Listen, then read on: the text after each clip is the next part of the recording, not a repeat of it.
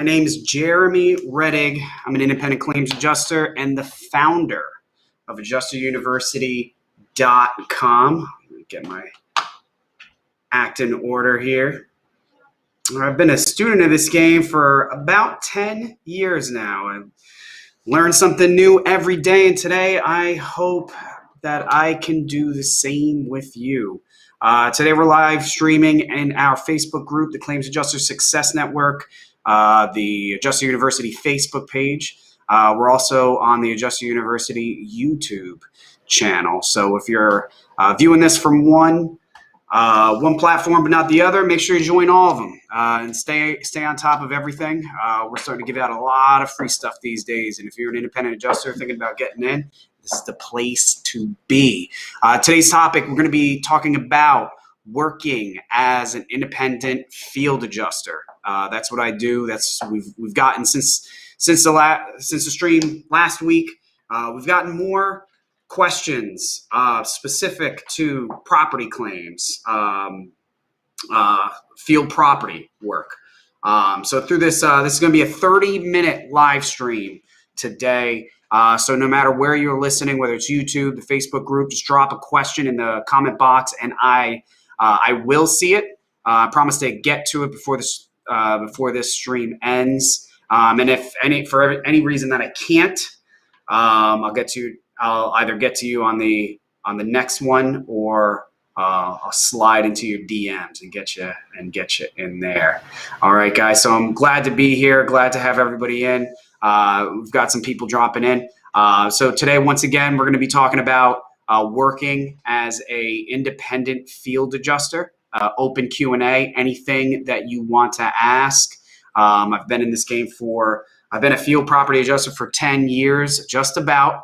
And I like to preface that by saying I'm not a typical cat guy that might have been doing claims for 10 years, but only, goes out on a storm once or twice a year and gets flustered over 50 claims on a single deployment. I've been doing this pretty consistently for 10 years, averaging about somewhere between 70, 80, and 100 and something, claims a month, year in and year out. Some of that's catastrophe work, but the vast majority of it is just daily work, just working from home. I'm home right now. So we got a couple talking points here. Once again, guys, we're going to be answering any questions that you have. If you have any questions, just make sure you drop it in the comment box. I will see it. Good afternoon.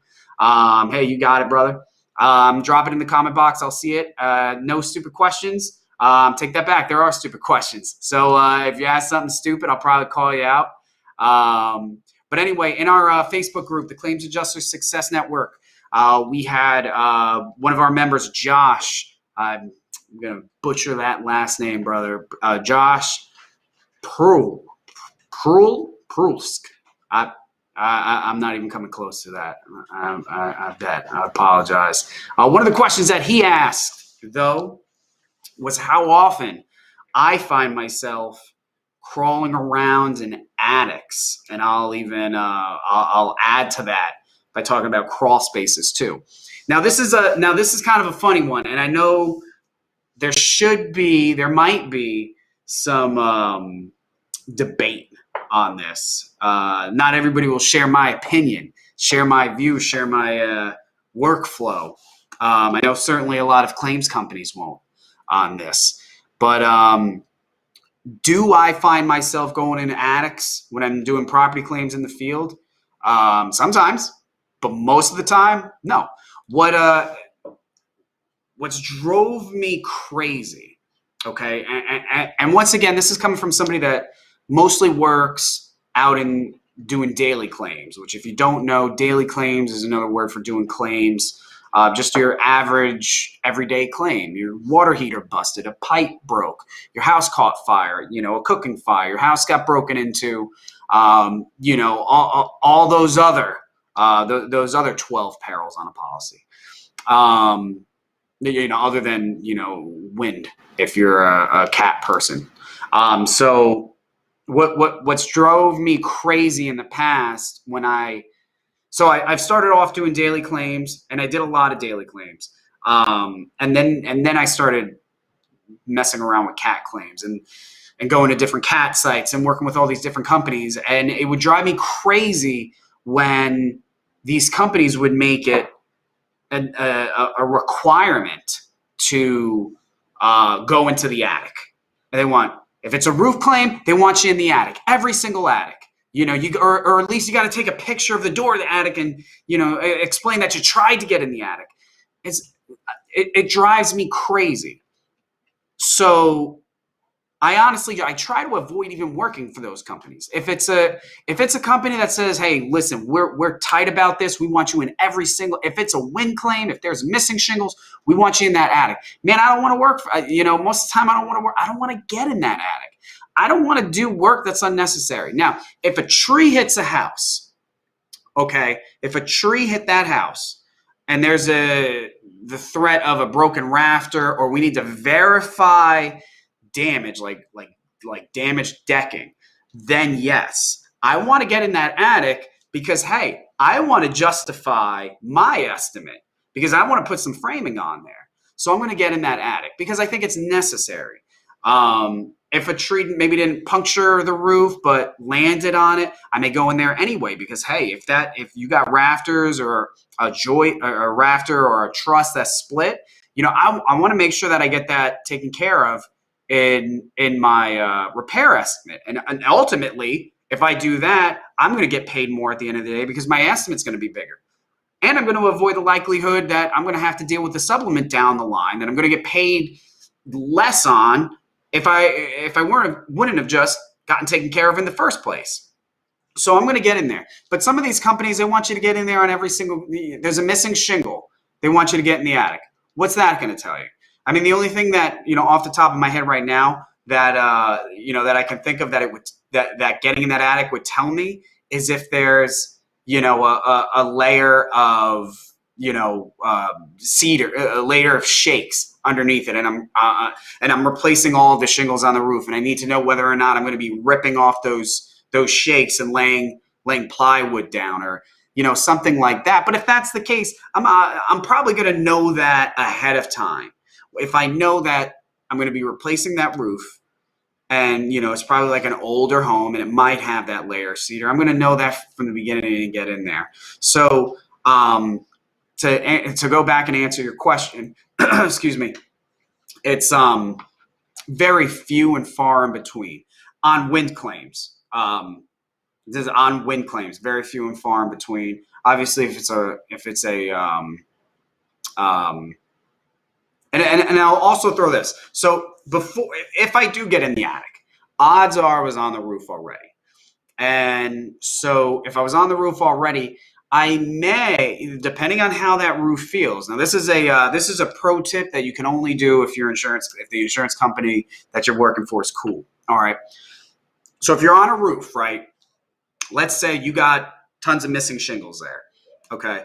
You're walking around and it's feeling a little bit soft. Doesn't feel very good. Now, what I'm going to do, I may at that point get in the attic just to see how that decking looks.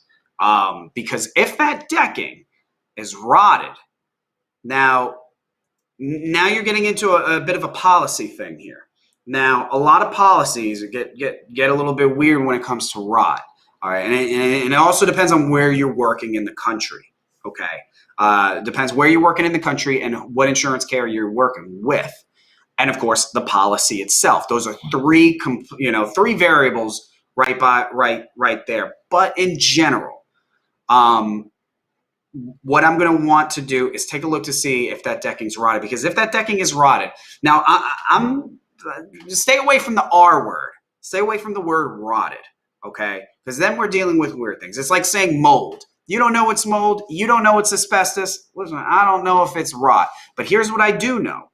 What I do know is that these new shingles that I'm putting on my estimate that I've justified elsewhere, these new shingles are going to need to be nailed to something.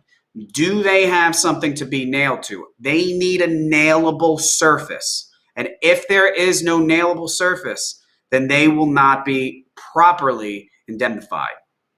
That's it. Now, that being said, it's not going to fly with everybody. It's not going to fly with everybody. Some people will say, no, that's rot. Get it out of there. We're not dealing with it. or what the case is. So to circle back and wrap up that question, it's I'll get in the attic if I feel it's necessary, or if the client that I'm receiving those claims from really, really wants me there and I need the money, then I will certainly go in there and check things out. So we also had on that same topic, Kara, who ironically enough, I just had a claim with. She had asked what constitutes a storm created opening.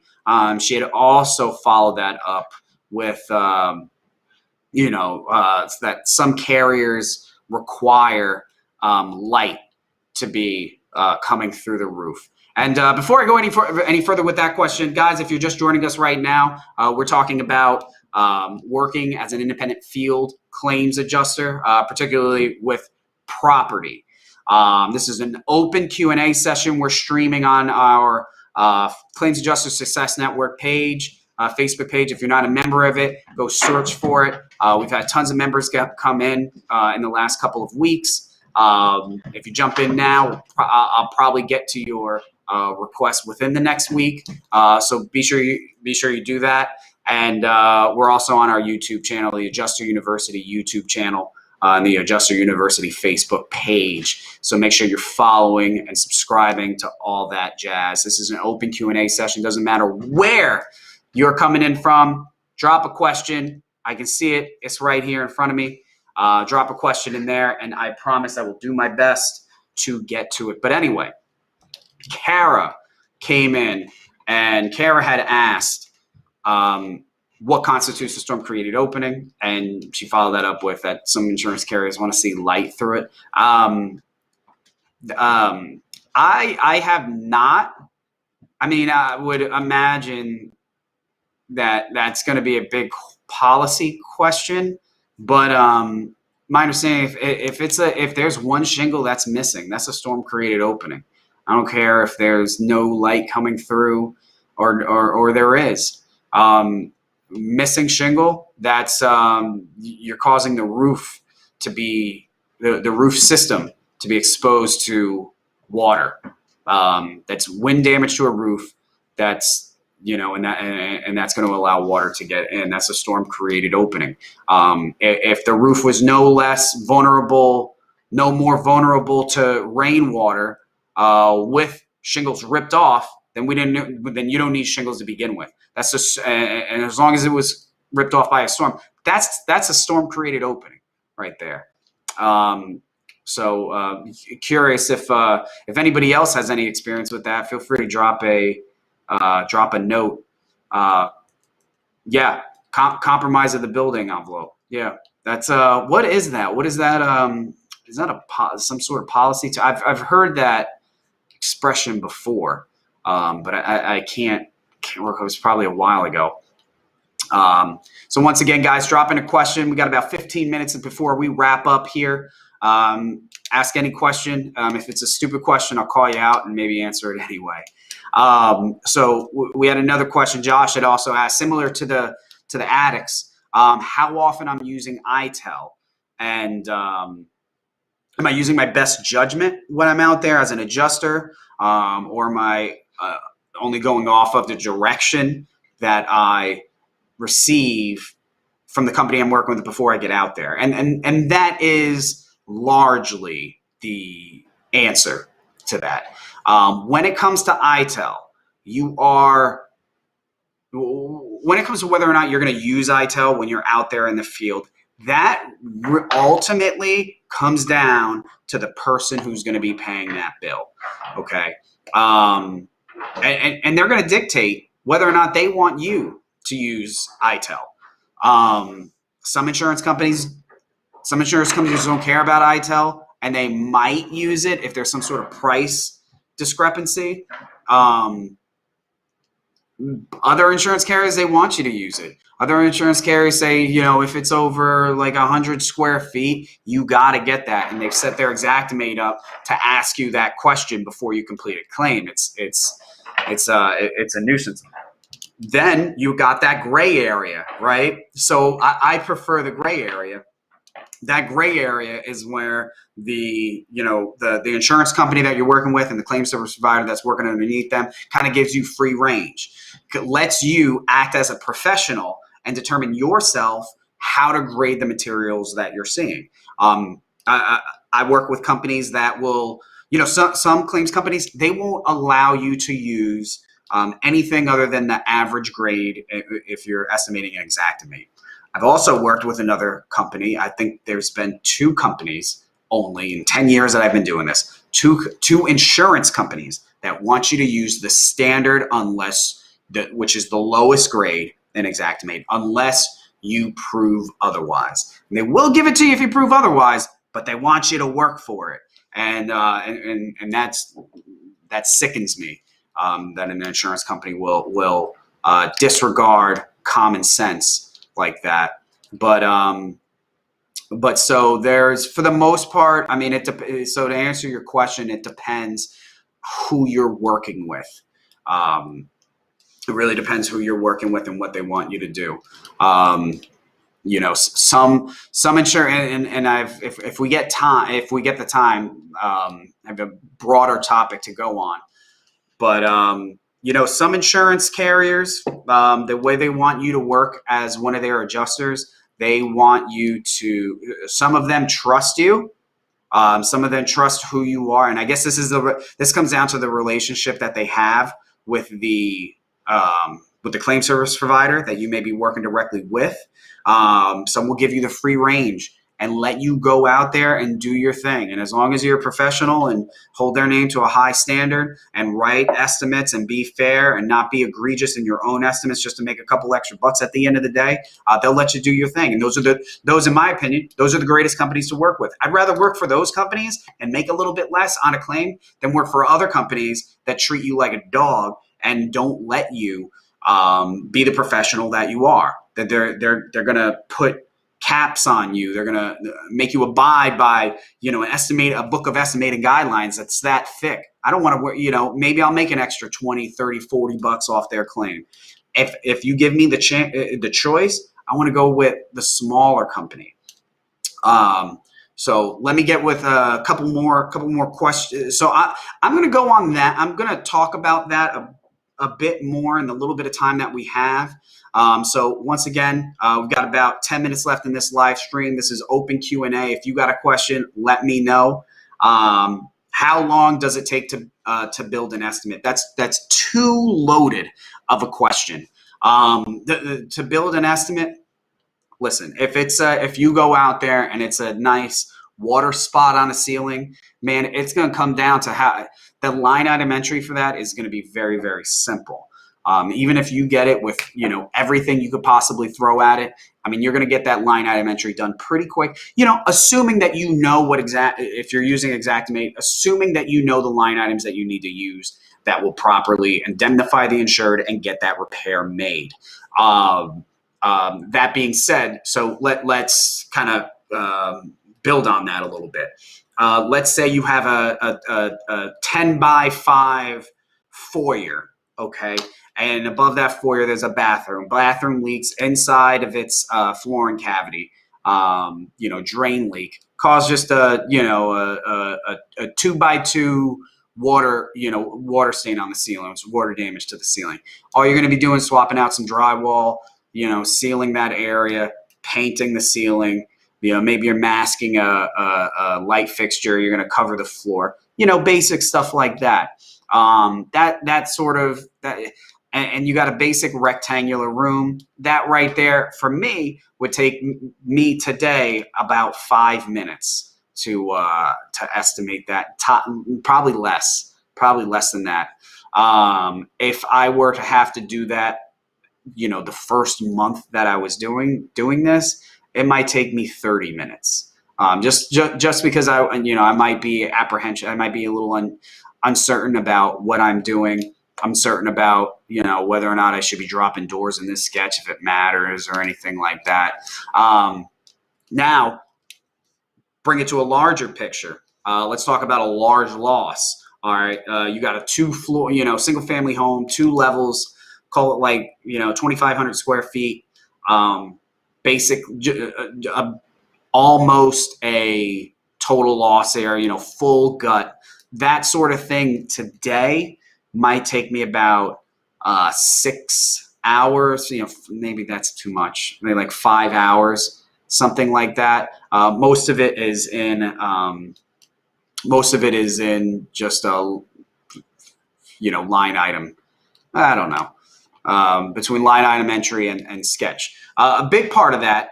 And before I jump off, there's going to be a shameless plug, so get ready for it. A big part of that, all right, I compared to the average adjuster, I write my estimates much faster.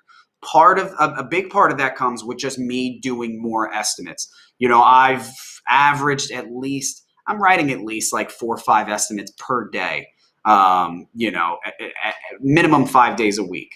And I've been doing that for 10 years. It's like getting in Carnegie Hall, right? It's just practice. All right. But I've been so good at it for a while. And that really began years ago when I was out. I was doing a deployment here. This was after Superstorm Sandy. We're doing, it wasn't even an insurance thing. It was a state program. And what we were doing, we were checking out, I think it was like 2 or 3 houses every day. And we had to write two estimates for each of those houses. We had to write an estimate for whatever repairs the homeowner had made prior to us getting there, and then all of the repairs that would be necessary to bring that home up to state HUD standards. Okay, so we were often writing up each estimate was probably like an average of $80,000 to $100,000 per each estimate. So we need to bang these things out. So I developed a macro. They had a macro for us to use inside of Xactimate. And from there, after that whole deployment ended, I kept that macro. I started making changes to it, because I was able to take $80,000 estimates and get them done in a couple, 2 hours. So once I got out of that deployment and started going back to my daily claims, I want to use that same macro over and over and over and over again. So I started using that.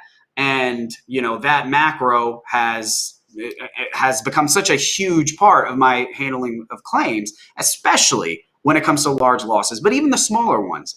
I've been selling, it's one of the top things that we sell at Adjuster University. And it's so painfully simple to use. But the big thing is that it sets what you need, especially for single family homes. It sets everything that you need right in front of you.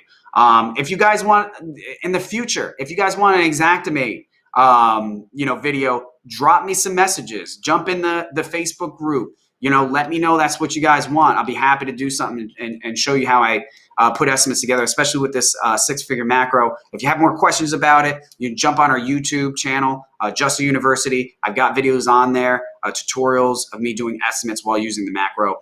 It's really great. Thomas, again, we're going to be wrapping up in about 5 minutes, guys. So I'm going to try to fire off these things real quick. If you got a question, drop it in there. Thomas asked, do you suggest daily work? I assume you try to contact as many firms as possible to get work. I live in Metro Atlanta, so get on as many rosters as possible. Not sure how to know what firms do work there. Okay, this is I've answered this question so many times because it's such a common question. And although it's a common question, it's a question that so many people get wrong. So as far, do I suggest daily work? Absolutely. This is going to be work that you're going to get from home, that you don't have to travel for, that you don't have to be dependent on the weather for. This is just your daily claims, your broken pipes, your broken water heaters. These are the things that keep you busy all year long. And if you're located in Atlanta, you're still pretty close to the Gulf. If a hurricane hits, you can still make a jump, start handling some hurricane claims, and shoot, you might even still be able to service, Metro Atlanta too.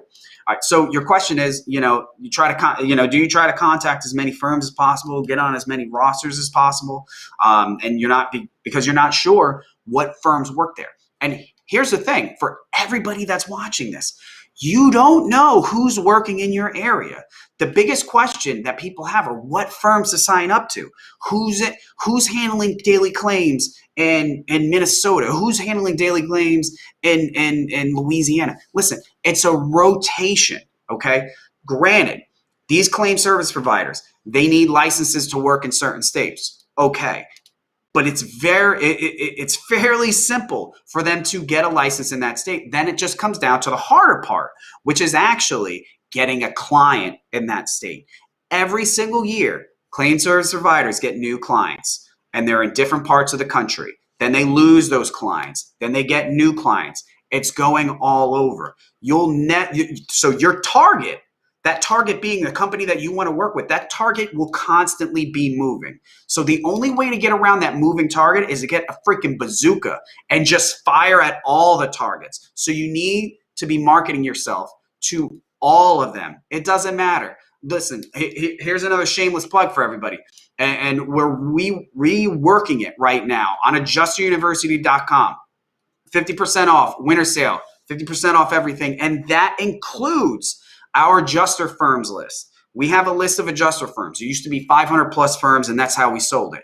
Now it's just 500. We cap it at 500 because if we end up getting 501, we're going to take a look at that list. We're going to find which company is performing the worst, and we're going to get rid of them. That way, we just had too many low performing companies that were just taking up space. We have 500 companies. Most adjusters, they can't name 10, especially if you're new, can't name 10 companies. We got 500 right there. We got a Rolodex. You need to be marketing yourself to all 500 of those companies to maximize your chances of getting work. Now, that's completely aside from improving what you are marketing, and that's yourself.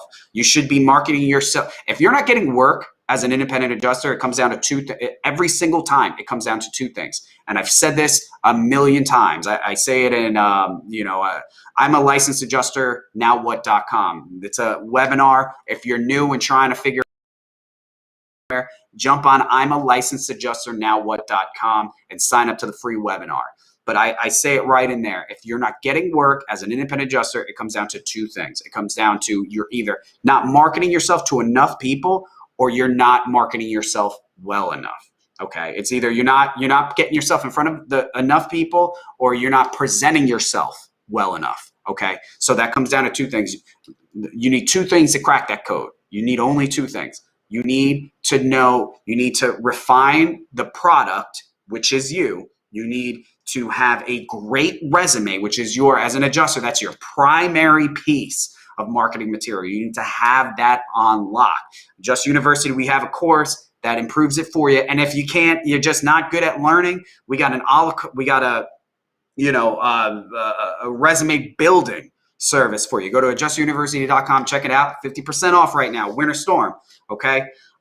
So last question here, unless one sneaks in. So this is your last chance to ask a question. Are you seeing carriers require to use itel on materials? How often do you see carriers try to patch rather than replace? Good question.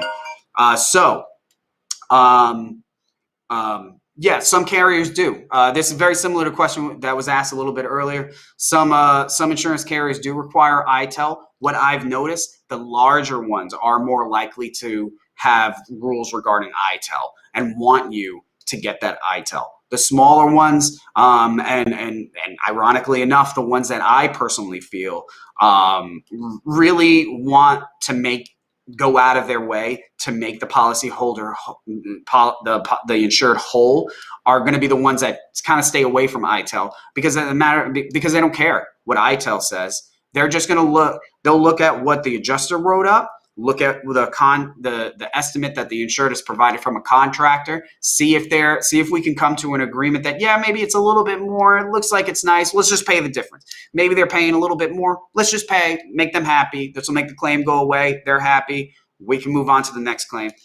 So that does happen. And how often do carriers try to patch rather than replace? Well, it's much of the same answer. In general, an insurance company is going to want to repair rather than replace. That protects their money. And a lot of the time, that is the most cost-effective process. So most of the time, yeah, they're going to want to repair rather than replace. But I'm going to say this, as a professional, independent claims adjuster doing field property work, it is up to you to show the insurance company why replacing is necessary over repairing.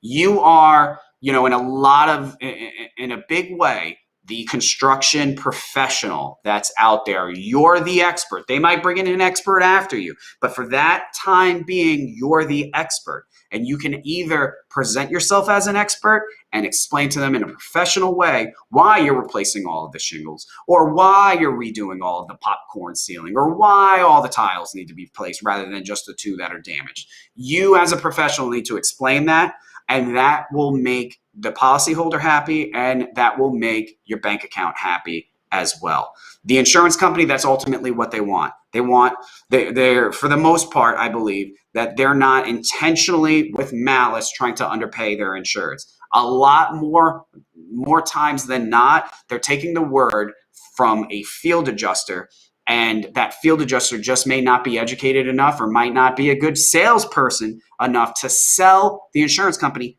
on the fact that something needs to be replaced rather than repaired. So unfortunately, guys, we're out of time. Hopefully you learned a thing or two during this live stream.